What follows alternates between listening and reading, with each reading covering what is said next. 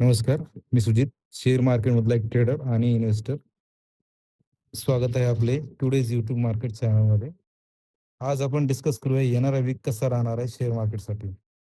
गेल्या वीकमध्ये युद्धामुळे बरेचसे नुकसान दिसून आलेले आहे. खूप साऱ्या न्यूज झाल्या होत्या बरेच वेळेस.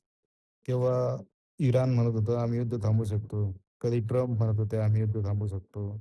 दोघांचे काही युद्ध थांबलेले नाहीत. परत एकमेकांवर वार झालेत. छोटे-मोठे परत वार झालेत. त्या वॉरमध्ये पण स्टेट ऑफ हॉर्मझ जी एक ठिकाण आहे तिथून शिप वगैरे क्रॉस होतात. त्या ठिकाणी बरचसं जाम झालेलं आहे. आपण Google मॅपमध्ये ते बघू शकतो. त्या ठिकाणी जिथे जाम लागलेला आहे. तिथनं कोणतीही शिप म्हणजे आउट होत नाही. भरी इराणने सांगितलंय, की आम्ही त्या ठिकाणी वार करणार नाही. परंतु तिथून कोणतीही शिप जात नाही कारण एखादा बॉम्ब जर पडला, तर ते पूर्ण नुकसान होईल. आणि त्याच्यावरती इन्शुरन्स कंपनी ज्या आहेत, त्या इन्शुरन्ससुद्धा देण्यास नकार करत आहेत.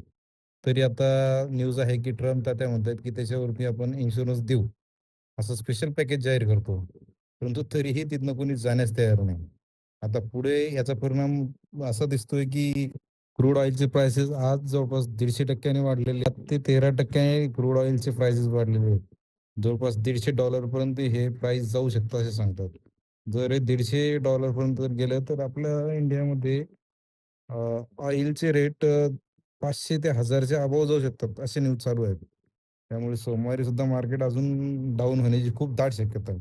आता हे जे स्ट्रेट ऑफ हॉर्मझमध्ये ब्लॉकेज झाले त्याचा परिणाम आजपासूनच आपल्याला दिसायला सुरू झालेला आहे. गॅस वगैरे बऱ्याचशा गोष्टी ज्या इम्पोर्ट वगैरे होतात बाहेरनं, त्या पूर्ण गोष्टीच्या किमती आज वाढलेल्या आहेत. तुम्ही परत चेक करून घ्या. आजमधून प्राईस वाढलेल्या आहेत. आज तर मार्केटमध्ये गॅजेट जे आहेत, मोबाईल, टीव्ही, लॅपटॉप यांचे पण प्राईस वाढलेले आहेत. आता त्यांच्यावरती सुद्धा हा परिणाम होत आहे.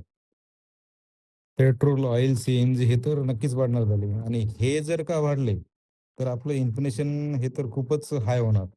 इन्फ्लेशन हाय झालं म्हणजे त्याचा परिणाम असा होणार, की मार्केटमध्ये घसरण होणार. आज 7 मार्चपासून डोमेस्टिक आणि घरामधला जो LPG आपण वापरतो, त्याचे सुद्धा गव्हर्नमेंटने प्राईस वाढवलेले आहेत. आता घरामधल्या LPGची प्राईस 14.2 केजीचा जो सिलेंडर आहे, त्याच्यावरती पूर्ण ₹60 वाढवलेले आहेत. हे ₹60 जवळपास 11 महिन्यानंतर प्राईस वाढत आहे. आता जो कमर्शियल गॅस आहे त्याच्यावरती जर आपण चेक करू किती वाढलेले आहेत प्राईस. 19 केजीचा जो गॅस आहे त्याच्यावरती ₹115 ने हाईक झालेली आहे.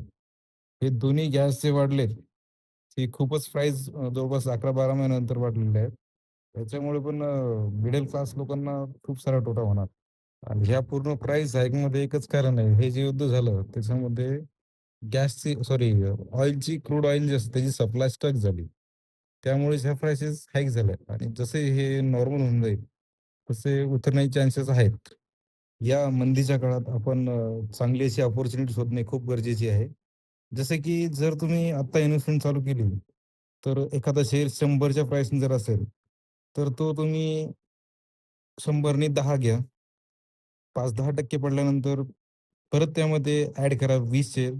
परत 5-10% जेव्हा खाली येईल, त्यामध्ये परत 40 ते 50 शेअर करा. असे ज्यावेळेस तो 5-10, 5-10% खाली येईल, त्यावेळेस आपली क्वांटिटी डबल करा. डबल झाल्यानंतर आपली एव्हरेजिंग प्राईस खूप छान खाली येईल. ज्यावेळेस हे युद्ध स्टॉप जाण्याची एखादी न्यूज येईल, ट्रम्प आता हे युद्ध काही जास्त वेळ चालू शकत नाहीत.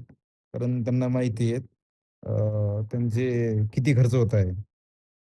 इराण जो आहे तो त्यांचे ते ड्रोन जो पाठवतोय, त्याच्यामध्ये त्यांची जास्त खर्च नाहीये. परंतु ते ड्रोन वगैरे त्यांनी केलेला हल्ला, हे भरण्यासाठी अमेरिकेला जास्त खर्च लागतोय. म्हणजे त्यांना हे युद्ध थांबवावंच लागणार आहे.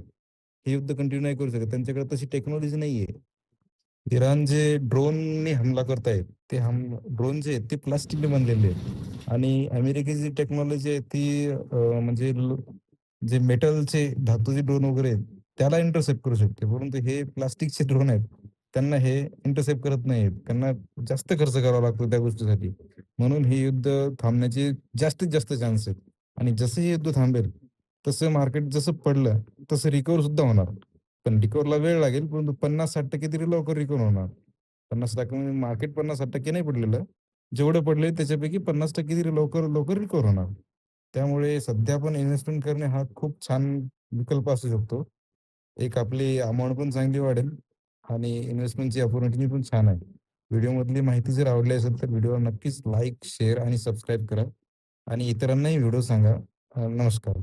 धन्यवाद.